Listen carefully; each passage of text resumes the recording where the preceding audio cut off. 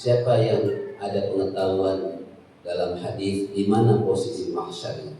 Siapa yang pernah membaca? Posisinya di mana? Saya pernah membaca itu mahsyar itu kalau secara geografis itu di Palestina. Dan Allah mengeluarkan kita dari perut ibu itu dalam keadaan tidak tahu apa-apa, tidak bawa apa-apa, tidak punya apa-apa. Jadi apa?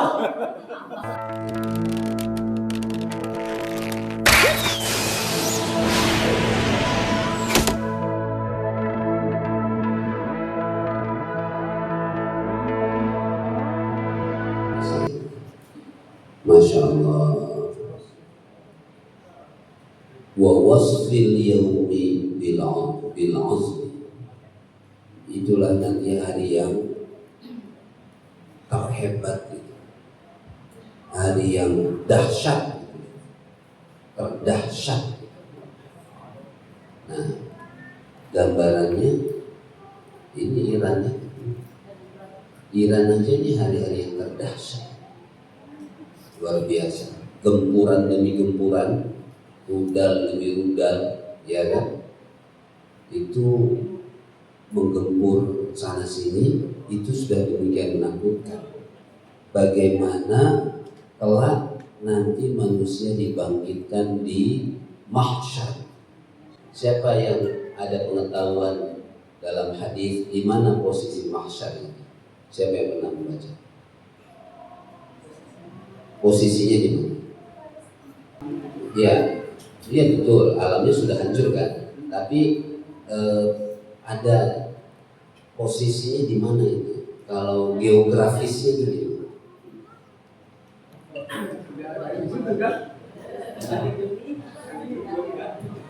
Bukan di Jombang, bukan? Yang jelas bukan di Jombang. Di mana? Ada jawab kan panjang, ada yang dhaif, ada yang ini. Cuma penjelasan yang paling yang saya tahu, ketika kelak dihancurkan semua itu dia tak ulang dan dijadikan satu padang besar semua alam semesta.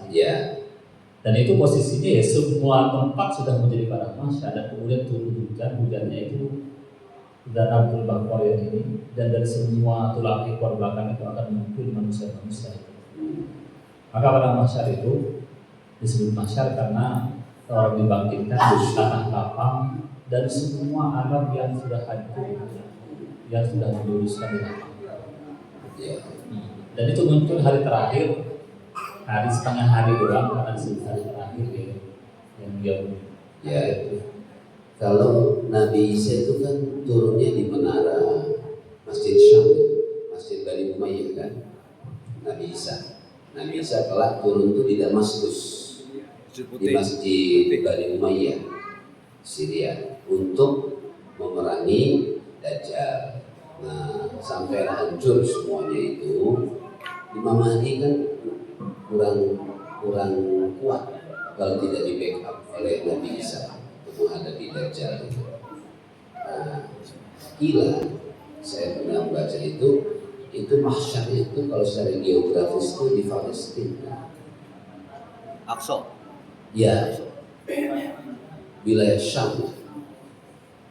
Golongan dhaif atau ini, tapi betul, mahsyar ini sudah hancur semua. Kira-kira kan umpamanya kayak masjid nih dihancurin tuh, ya kan tahu posisinya itu. Jadi ketika dulu diratakan tuh itu tuh di atas di Palestina.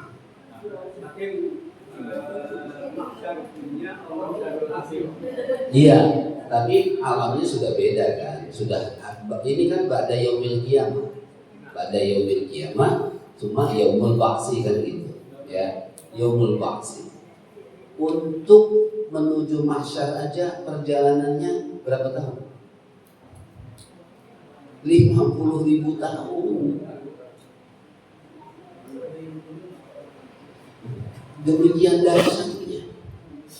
Jalan menuju Padang itu sekarang logis nggak? Logis banget.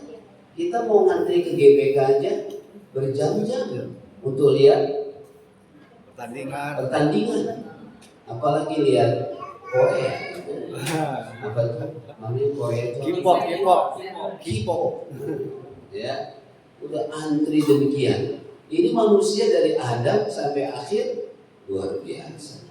Ya, makanya itu sangat berat sekali, izom disension luar biasa. Bahkan tadi apa? Keluar dari ekor apa tadi? Tulang ekor. Maksudnya gimana tadi? Hujan. Hujan. Jadi tulang ekor jadi kan Itu kinayah, kiasan atau apa?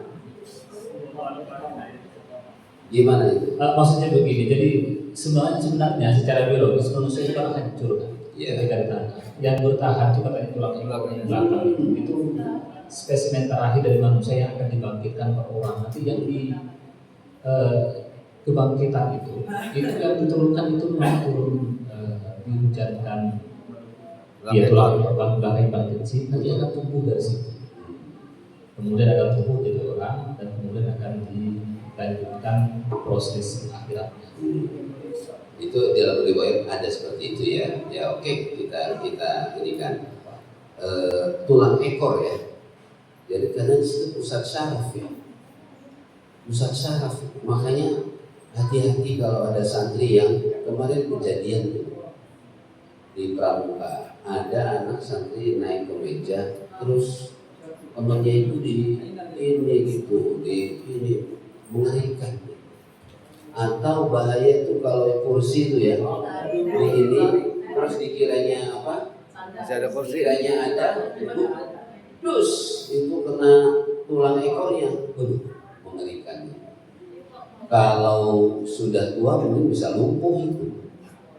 Karena di situ pusat syaraf ya. Jadi Ustaz Masmuhin ada korelasi sebetulnya kalau kehidupan di situ itu umpamanya di kan karena itu pusat kendali syarafnya itu yang menghidupkan, menggerakkan gitu. Kan dari tulang ekor nanti ke tulang belakang sini, sumsum ini ya kan. Sumsum itu untuk memproduksi darah. Ya, jadi kalau donor darah itu biasanya berapa cc itu? 400, ada yang 300, ada 400. Ada yang 300, ada 400 cc diambil. Kan berkurang ya. Lalu yang produksi darah itu mana organnya? Tulang, sumsum tulang belakang itu yang memproduksi darah. Ya. Makanya kalau yang kena anemia ya, yang kena kanker darah itu karena dimakan oleh sel-sel darah Leukemia bukan anemia, leukemia itu sel darah putihnya memakan merah. Makanya nggak boleh kalau yang leukemia itu kalau diambil itu karena susah memproduksi darahnya, malah dia butuh transfusi darah. Nah, jadi kalau ada yang muda-muda ini masih usia di bawah 40 tahun, bagus tuh donor itu untuk detox. Bagus. Nah nanti jangan nanti darah saya nanti tinggal berkurang dong. Enggak, si tulang belakang itu akan memproduksi. Nah itu kan nyambung dari tulang ekor tuh bagian belakang ini terus ya luar biasa. Jadi bisa jadi itu ditetesi jadi hidup kembali. Tapi bagi Allah adalah sesuatu yang sangat mudah sekali. Nabi yang 100 tahun ditidurkan, Nabi siapa? Nabi siapa? Yang Ibnullah oleh orang Yahudi disebutnya Uzair ibnullah. Kan mereka mengatakan Uzair ibnullah. Uzair itu anak Allah katanya gitu ya. Karena dibangkitkan setelah 100 tahun. Tulang belulang keledainya itu kan akhirnya kayak apa?